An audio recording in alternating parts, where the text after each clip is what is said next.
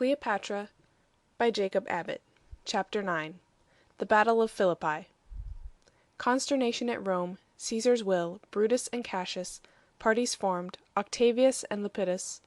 Character of Octavius. Octavius proceeds to Rome. He claims his rights as heir. Lepidus takes command of the army. The Triumvirate. Conference between Octavius, Lepidus, and Antony. Embassage to Cleopatra. Her decision. Cassius abandons his designs. Approach of the triumvirs. The armies meet at Philippi. Sickness of Octavius. Difference of opinion between Brutus and Cassius. Council of war. Decision of the council.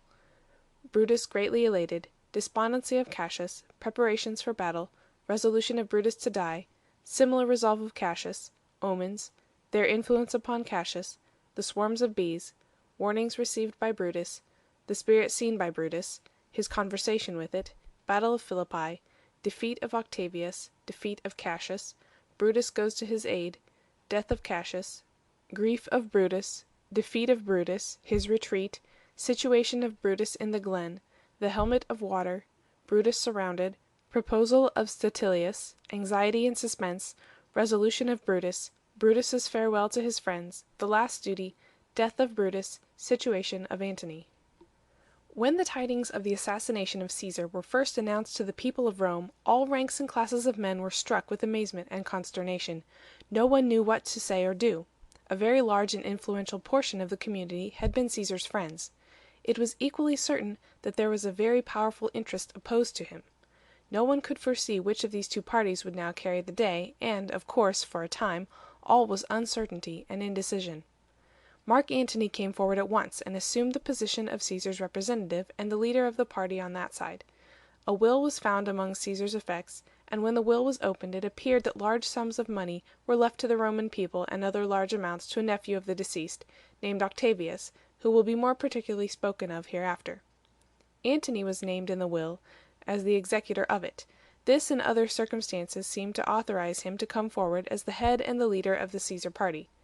Brutus and Cassius, who remained openly in the city after their desperate deed had been performed, were the acknowledged leaders of the other party, while the mass of the people were at first so astounded at the magnitude and suddenness of the revolution which the open and public assassination of a Roman emperor by a Roman senate denoted, that they knew not what to say or do. In fact, the killing of Julius Caesar, considering the exalted position which he occupied, the rank and station of the men who perpetrated the deed, and the very extraordinary publicity of the scene in which the act was performed, was, doubtless, the most conspicuous and most appalling case of assassination that has ever occurred. The whole population of Rome seemed for some days to be amazed and stupefied by the tidings. At length, however, parties began to be more distinctly formed. The lines of demarcation between them were gradually drawn, and men began to arrange themselves more and more unequivocally on the opposite sides. For a short time the supremacy of Antony over the Caesar party was readily acquiesced in and allowed. At length, however, and before his arrangements were finally matured, he found that he had two formidable competitors upon his own side. These were Octavius and Lepidus. Octavius, who was the nephew of Caesar, already alluded to, was a very accomplished and elegant young man, now about 19 years of age. He was the son of Julius Caesar's niece. Footnote 1. This Octavius, on his subsequent elevation to imperial power, received the name of Augustus Caesar, and it is by this name that he is generally known in history. He was, however, called Octavius at the commencement of his career, and, to avoid confusion, we shall continue to designate him by this name to the end of our narrative. He had always been a great favorite with his uncle. Every possible attention had been paid to his education, and he had been advanced by Caesar already to positions of high importance in public life. Caesar, in fact, adopted him as his son and made him his heir. At the time of Caesar's death he was at Apollonia, a city of Illyricum, north of Greece. The troops under his command there offered to march at once with him, if he wished it, to Rome, and avenge his uncle's death. Octavius, after some hesitation, concluded that it would be more prudent for him to proceed thither first himself, alone, as a private person, and demand his rights as his uncle's heir, according to the provisions of the will. He accordingly did so. He found, on his arrival, that the will, the property, the books and parchments, and the substantial power of the government were all in Antony's hands. Antony, instead of putting Octavius into possession of all his property and rights, found various pretexts for evasion and delay. Octavius was too young yet, he said, to assume such weighty responsibilities. He was himself also too much pressed with the urgency of public affairs to attend to the business of the will. With these and similar excuses as his justification, Antony seemed inclined to pay no regard whatever to Octavius's claims. Octavius, young as he was, possessed a character that was marked with great intelligence, spirit, and resolution. He soon made many powerful friends in the city of Rome and among the Roman Senate. It became a serious question whether he or Antony would gain the greater ascendancy in the party of Caesar's friends. The contest for this ascendancy was, in fact, protracted for 2 or 3 years, and led to a vast complication of intrigues and maneuvers and civil wars, which cannot, however, be here particularly detailed. The other competitor which Antony had to contend with was a distinguished Roman general named Lepidus. Lepidus was an officer of the army, in very high command at the time of Caesar's death. He was present in the Senate chamber on the day of the assassination. He stole secretly away when he saw that the dead was gone, and repaired to the camp of the army without the city, and immediately assumed the command of the forces. This gave him great power, and in the course of the contest which subsequently ensued between Antony and Octavius, he took an active part, and held in some measure the balance between them. At length the contest was finally closed by a coalition of the 3 rivals. Finding that they could not either of them gain a decided victory over the others, they combined together and formed the celebrated Triumvirate, which continued afterward for some time to wield the supreme command in the Roman world. In forming this league of reconciliation, the 3 rivals held their conference on an island situated in one of the branches of the Po, in the north of Italy. They manifested extreme jealousy and suspicion of each other in coming to this interview. 2 bridges were built leading to the island, one from each bank of the stream. The army of Antony was drawn up upon one side of the river, and that of Octavius upon the other. Lepidus was first to the island by one of the bridges. After examining the ground carefully, to make himself sure that it contained no ambuscade, he made a signal to the other generals, who then came over, each advancing by his own bridge, and accompanied by 300 guards who remained upon the bridge to secure a retreat for their masters in case of treachery. The conference lasted 3 days, at the expiration of which time the articles were all agreed upon and signed. This league being formed, the 3 confederates turned their united force against the party of the conspirators. Of this party Brutus and Cassius were still at the head. The scene of the contest between Octavius, Antony, and Lepidus had been chiefly Italy and other central countries of Europe. Brutus and Cassius, on the other hand, had gone across the Adriatic Sea into the east immediately after Caesar's assassination. They were now in Asia Minor, and were employed in concentrating their forces, forming alliances with the various eastern powers, raising troops, bringing over to their side the Roman legions who were stationed in that quarter of the world, seizing magazines, and exacting contributions from all who could be induced to favor their cause. Among other embassages which they sent, one went to Egypt to demand aid from Cleopatra. Cleopatra, however, was resolved to join the other side in the contest. It was natural that she should feel grateful to Caesar for his efforts and sacrifices in her behalf, and that she should be inclined to favor the cause of his friends. Accordingly, instead of sending troops to aid Brutus and Cassius, as they had desired her to do, she immediately fitted out an expedition to proceed to the coast of Asia, with a view of rendering all the aid in her power to Antony's cause. Cassius, on his part, finding that Cleopatra was determined on joining his enemies, immediately resolved on proceeding at once to Egypt and taking possession of the country. He also stationed a military force at Taenarus, the southern promontory of Greece, to watch for and intercept the fleet of Cleopatra as soon as it should appear on the European shores. All these plans, however, both those which Cleopatra formed against Cassius and those which Cassius formed against her, failed of accomplishment. Cleopatra's fleet encountered a terrible storm, which dispersed and destroyed it. A small remnant was driven upon the coast of Africa, but nothing could be saved which could be made available for the purpose intended. As for Cassius's intended expedition to Egypt, it was not carried into effect. The dangers which began now to threaten him from the direction of Italy and Rome were so imminent, that, at Brutus's urgent request, he gave up the Egyptian plan, and the 2 generals concentrated their forces to meet the armies of the Triumvirate, which were now rapidly advancing to attack them. They passed for this purpose across the Hellespont, from Sestos to Abydos, and entered Thrace. After various marches and countermarches, and a long succession of those maneuvers by which 2 powerful armies, approaching a contest, endeavor each to gain some position of advantage against the other, the various bodies of troops belonging, respectively, to the 2 powers, came into the vicinity of each other near Philippi. Brutus and Cassius arrived here first. There was a plain in the neighborhood of the city, with a rising ground in a certain portion of it. Brutus took possession of this elevation, and entrenched himself there. Cassius posted his forces about 3 miles distant near the sea. There was a line of entrenchments between the two camps, which formed a chain of communication by which the positions of the two commanders were connected. The armies were thus very advantageously posted. They had the river Strymon and a marsh on the left of the ground that they occupied, while the plain was before them, and the sea behind. Here they awaited the arrival of their foes. Antony, who was at this time at Amphipolis, a city not far distant from Philippi, learning that Brutus and Cassius had taken their positions in the anticipation of an attack, advanced immediately and encamped upon the plain. Octavius was detained by a sickness at the city of Dyrrachium, not very far distant. Antony waited for him. It was 10 days before he came. At length he arrived, though in coming he had to be borne upon a litter, being still too sick to travel in any other way. Antony approached and established his camp opposite to that of Cassius, near the sea, while Octavius took post opposite to Brutus. The 4 armies then paused, contemplating the probable results of the engagement that was about to ensue.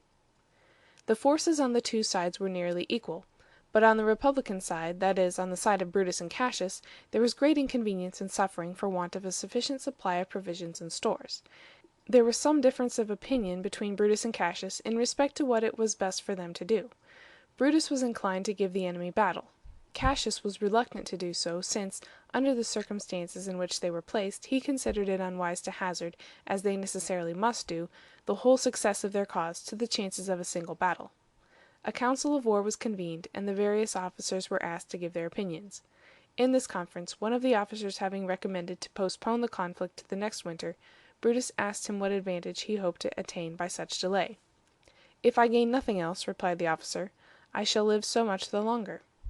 This answer touched Cassius's pride and military sense of honor. Rather than concur in a counsel which was thus, on the part of one of its advocates at least, dictated by what he considered an inglorious love of life, he preferred to retract his opinion. It was agreed by the council that the army should maintain its ground and give the enemy battle. The officers then repaired to their respective camps. Brutus was greatly displeased at this decision. To fight the battle had been his original desire, and as his counsels had prevailed he was, of course, gratified with the prospect for the morrow. He arranged a sumptuous entertainment in his tent, and invited all the officers of his division of the army to sup with him. The party spent the night in convivial pleasures, and in mutual congratulations at the prospect of the victory which, as they believed, awaited them on the morrow. Brutus entertained his guests with brilliant conversation all the evening, and inspired them with his own confident anticipations of success in the conflict which was to ensue. Cassius, on the other hand, in his camp by the sea, was silent and desponding. He supped privately with a few intimate friends. On rising from the table he took one of his officers aside, and, pressing his hand, said to him that he felt great misgivings in respect to the result of the contest. "It is against my judgment," said he, "that we thus hazard the liberty of Rome on the events of one battle, fought under such circumstances as these. Whatever is the result, I wish you to bear me witness hereafter that I was forced into this measure by circumstances that I could not control. I suppose, however, that I ought to take courage, notwithstanding the reasons that I have for these gloomy forebodings. Let us, therefore, hope for the best, and come and sup with me again tomorrow night. Tomorrow is my birthday." The next morning the scarlet mantle, the customary signal displayed in Roman camps on the morning of a day of battle, was seen at the tops of the tents of the two commanding generals, waving there in the air like a banner. While the troops, in obedience to this signal, were preparing themselves for the conflict, the two generals went to meet each other at a point midway between their two encampments, for a final consultation and agreement in respect to the arrangements of the day. When this business was concluded, and they were about to separate, in order to proceed each to his own sphere of duty, Cassius asked Brutus what he intended to do in case the day should go against them. "We hope for the best," said he, "and pray that the gods may grant us the victory in this most momentous crisis. But we must remember that it is the greatest and the most momentous of human affairs that are always the most uncertain, and we cannot foresee what is today to be the result of the battle. If it goes against us, what do you intend to do? Do you intend to escape or to die?" "When I was a young man," said Brutus in reply, "and looked at this subject only as a question of theory, I thought it wrong for a man ever to take his own life. However great the evils that threatened him, and however desperate his condition, I considered it his duty to live, and to wait patiently for better times. But now, placed in the position in which I am, I see the subject in a different light. If we do not gain the battle this day, I shall consider all hope and possibility of saving our country forever gone, and I shall not leave the field of battle alive." Cassius, in his despondency, had made the same resolution for himself before, and he was rejoiced to hear Brutus utter these sentiments. He grasped his colleague's hand with a countenance expressive of the greatest animation and pleasure, and bade him farewell, saying, "We will go out boldly to face the enemy, for we are certain either that we shall conquer them, or that we shall have nothing to fear from their victory over us." Cassius's dejection, and the tendency of his mind to take a despairing view of the prospects of the cause in which he was engaged, were owing, in some measure, to certain unfavorable omens which he had observed. These omens, though really frivolous and wholly unworthy of attention, seem to have had great influence upon him, notwithstanding his general intelligence, and the remarkable strength and energy of his character. They were as follows. In offering certain sacrifices, he was to wear, according to the usage prescribed on such occasions, a garland of flowers, and it happened that the officer who brought the garland, by mistake or accident, presented it wrong side before him. Again, in some procession which was formed, and in which a certain image of gold, made in honor of him, was borne, the bearer of it stumbled and fell, and the image was thrown upon the ground. This was a very dark presage of impending calamity.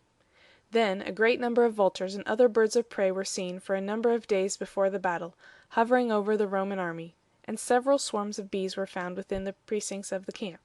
So alarming was this last indication, that the officers altered the line of the entrenchments so as to shut out the ill-omened spot from the camp. These and other such things had great influence upon the mind of Cassius, in convincing him that some great disaster was impending over him. Nor was Brutus himself without warnings of this character, though they seem to have had less power to produce any serious impression upon his mind than in the case of Cassius. The most extraordinary warning which Brutus received, according to the story of his ancient historians, was by a supernatural apparition which he saw, some time before, while he was in Asia Minor. He was encamped near the city of Sardis at that time. He was always accustomed to sleep very little, and would often, it was said, when all his officers had retired, and the camp was still, sit alone in his tent, sometimes reading, and sometimes revolving the anxious cares which were always pressing upon his mind. One night he was thus alone in his tent, with a small lamp burning before him, sitting lost in thought, when he suddenly heard a movement as of some one entering the tent. He looked up and saw a strange, unearthly, and monstrous shape, which appeared to have just entered the door and was coming toward him. The spirit gazed upon him as it advanced, but it did not speak. Brutus, who was not much accustomed to fear, boldly demanded of the apparition who and what it was, and what had brought it there. "I am your evil spirit," said the apparition. "I shall meet you at Philippi." "Then it seems," said Brutus, "that at any rate I shall see you again." The spirit made no reply to this, but immediately vanished. Brutus arose, went to the door of his tent, summoned the sentinels, and awakened the soldiers that were sleeping near. The sentinels had seen nothing, and, after the most diligent search, no trace of the mysterious visitor could be found. The next morning Brutus related to Cassius the occurrence which he had witnessed. Cassius, though very sensitive, it seems, to the influence of omens affecting himself, was quite philosophical in his views in respect to those of other men. He argued very rationally with Brutus to convince him that the vision which he had seen was only a phantom of sleep, taking its form and character from the ideas and images which the situation in which Brutus was then placed, and the fatigue and anxiety which he had endured, would naturally impress upon his mind. But to return to the battle. Brutus fought against Octavius, while Cassius, 2 or 3 miles distant, encountered Antony, that having been, as will be recollected, the disposition of the respective armies, and their encampments upon the plain. Brutus was triumphantly successful in his part on the field. His troops defeated the army of Octavius, and got possession of his camp.